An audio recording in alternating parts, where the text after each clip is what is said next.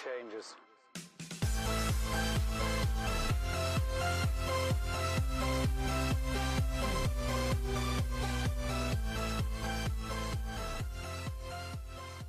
Hey, good afternoon, everybody. Welcome back in. It's Tuesday, July 27th, 2021, of course. And instead of being upstairs talking to you guys from my office, I'm downstairs talking to you out here. And the reason why I'm out here talking to you guys is because I want to show you something that has been the subject of a video of mine pretty recently, and also is relevant right now because of some of the stuff going on in the reseller community. I think we all know about it, and it's doing a good job for your customers and giving your customers A, what they pay for, B, what they expect, C, what they deserve, and most of all, what you would want if you were a customer or a buyer or a payer, you know, somebody who's paying for something, whether it be a product or service or all of that sort of thing. So if you're not familiar with what's going on in the community, I think we all know. I don't have to reiterate it. I'll link the video below.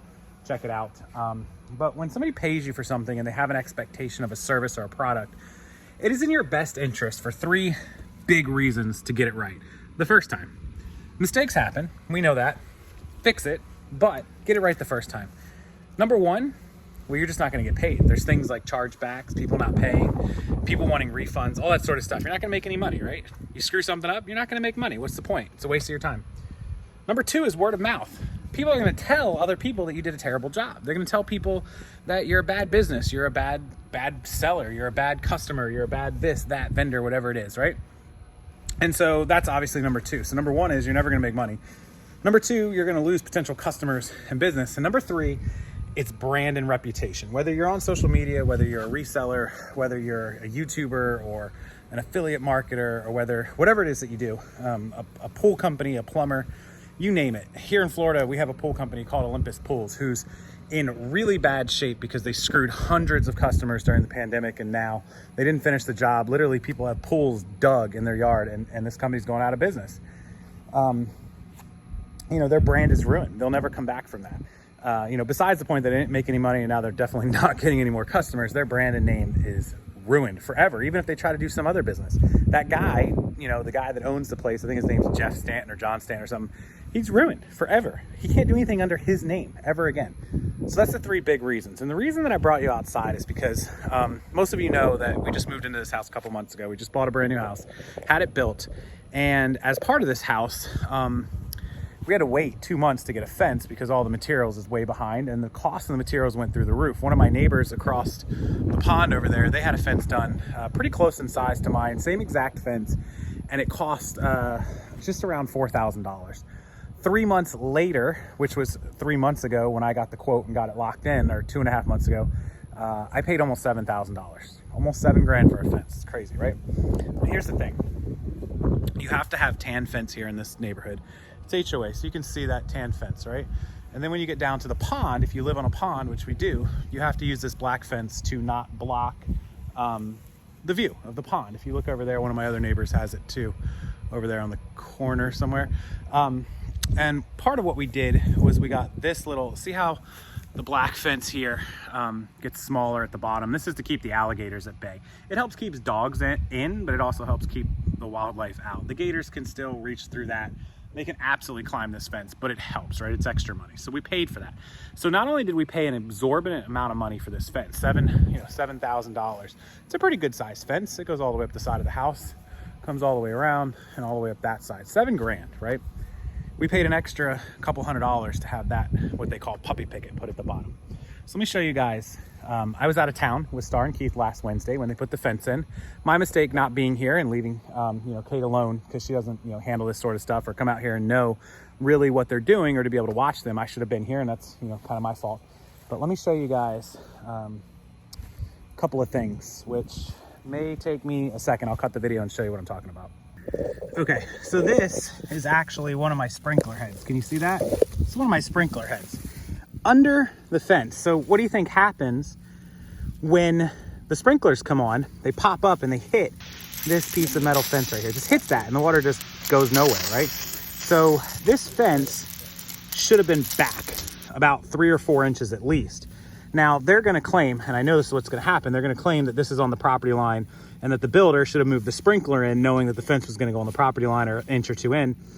But this can't stay like that, right? Look, you see it? You guys see the sprinkler head? It pops right up. I turned them on last night to check. Pops right up into this. It's going to end up breaking after it hits it enough times. Same thing with the sprinkler down in that corner as well. So these two sprinklers, the third one over here, I think actually is inside of the line. I'm pretty sure. Look, they dug this up and didn't fill it. Nobody filled this. Looks terrible. The other sprinkler head actually made it inside, just barely. It's right there. Well, here's the other great thing. So as you walk along my fence, as you stroll along here, here you go. This sprinkler head is inside, but look, it's all popped up. Look what they did to it. Look, it's just kind of hanging. You see that?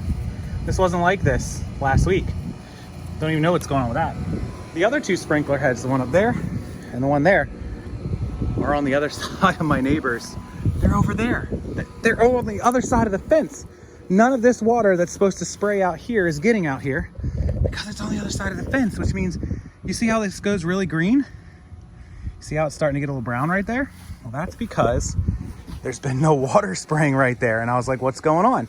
Well, they put the fence in a week ago. And so for all that week afterwards, there's been no water here, right? Look, see all the green and then see the brown? Yeah, so that's a big problem. So I put a whole bunch of fertilizer down today, triple action, Scott's Turf Builder, triple action, manually watered it. I just got done watering it with the hose. And then, you know, hopefully they're gonna be out here tomorrow. We're gonna figure out this sprinkler situation. And then these, I don't even know what's going on with these. But again, because that one's hitting it, it's not really getting this the way it should. So you can see the rest of the grass is pretty green, but as you get over there, it's not. So that's where we are with that. So the point of this video is, always do a good job for your customers. Always make things right. If you mess up and it's an honest mistake, fix it. Don't, have to go back and forth with people. Don't steal their money. Don't steal their time. None of that kind of stuff. And here's the funny part, not everybody has a big social media following. Not everybody has, the Facebook groups and Instagrams and stuff like, somebody like I might have or what have you. And it's a really bad card to play. But if, this company doesn't know what I do or that I have those following. So if they were to not make any of this right, which they're coming out tomorrow, we're going to see, we're going to walk around and talk about it and see what our options are. And hopefully they'll make it right. And I'm not naming them yet because if they do a great job, I'll give them a great review. Haven't even paid them. They're coming for payment tomorrow too. So, we'll work it all out. But here's the thing.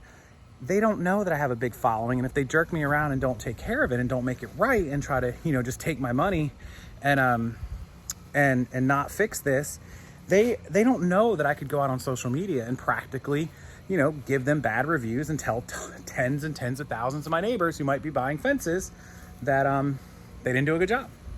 And it's a terrible card to play. And some people call it cancel culture. Cancel culture, I think, is a little different. But if somebody genuinely doesn't do a good job, you have the ability to cost them money by not paying them or getting a refund or whatever, to not give them word of mouth and bad reviews, and to also, ruin their name and their brand. And I'm not, definitely not telling anybody to ruin anyone's business, but give them a chance to fix it. If they don't, then you take the steps that are necessary, and hopefully, people will fix it. I have faith that they'll fix it. They've done several of my other neighbors, so hopefully they'll do the right thing, and we'll find out tomorrow. But and I'll update you guys. But with that said, find people who do a good job the first time, and find people who, if they don't, they'll do right on you, right? So speaking of that, I have some awesome sellers. One is down below in the description box. Amazing eBay sellers. I've been supporting them all July long. Please go visit the store, follow the store, and if you could buy an item, screenshot it, show me on Facebook, Instagram, Twitter, wherever you want to show it to me, and I'll shout you out across all the social medias. They'll take care of you. They'll give you good service on eBay. They'll give you good products, good shipping, good handling, and you're helping support small businesses during summer slowdown. So I appreciate that. Hopefully you guys appreciate the point of this video and the reason I made it. And like I said, if you missed yesterday or the day before's drama video, whatever it was, I don't remember, it's linked below. Go check it out. And if you know somebody's not doing the right thing and doing a bad job, don't be scared to call them out. You don't have to have a big following or big social media or YouTube to call somebody out for not doing the right thing. Let people know. It's the best thing you can do. The number one way to get business is word of mouth. And the number one way to lose business is word of mouth. Always remember that, guys. Thank you as always for watching. Hit the like button, subscribe to the channel. Smash that like button. Make sure you don't miss any future videos. And until then, go support that small seller. And I'll see you guys next time.